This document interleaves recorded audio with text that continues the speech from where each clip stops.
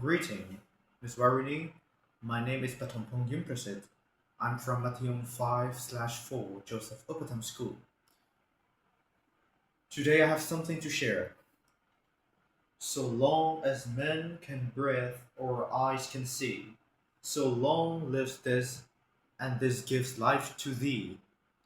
These two lines, the closing couplet of William Shakespeare's Sonnet 18, or shall I compare thee to a summer's day, make one of the boldest boasts in poetry. About poetry, centuries after the 1609 publication of the sonnets, Shakespeare's boast has never been proven wrong. As long as people have breathed and spoken, seen and read poetry, they have returned to Shakespeare's words, and countless other poems from Shakespeare's period in literary history, the English Renaissance, an era of cultural revival and poetic evolution, starting in the late 15th century and spilling to the revolutionary year of the 17th century, stands as an early summit of poetry achievement.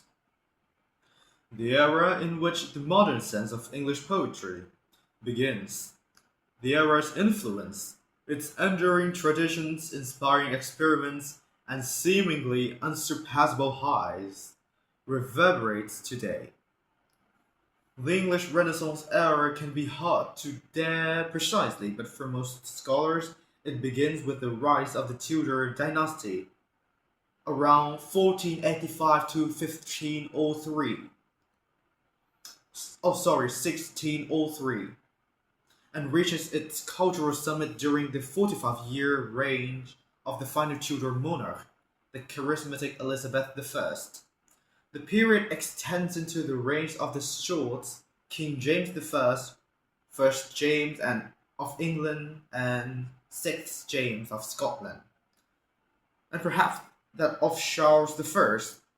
The era seethed with an incessant political tensions and never separable from politics.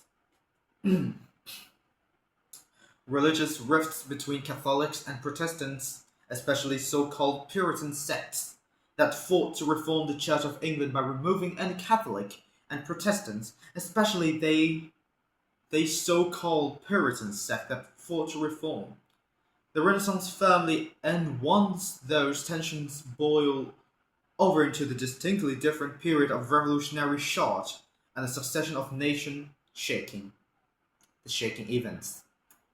The series of civil wars between parliamentarians and royalists, execution of Charles I, the interregnum of republic-led governments, and the restoration of the monarchy in 1660, a period lasting only a century or two, but encompassing momentous change.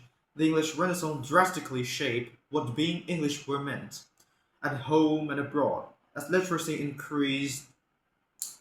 rates were increased in that period on the British Isles, and printing accelerated as well. The English language rose to a place of international prestige, and a distinctly English literature began to be braided from diverse cultural strands. Middle English poetry and medieval mystery plays, ballads, hymns, and popular songs, translations from classical literatures and contemporary literature from the continent, as a nation and a fledgling empire.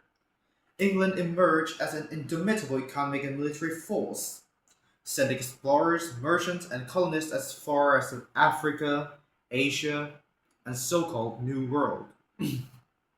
At the epicenter of England's explosive rise was the rapidly growing city of London, soon to become the largest city in Europe and eventually the world. With its stunning and surging population, flourishing markets and ports, and thriving public theaters, London offered all the excitement of a modern metropolis as well as dangers. The threat of bubonic plague loomed constantly over all Europe, posing immense risk to a city as densely congested as London, where every few years a rampant outbreak forced theaters to close down for the months at a time.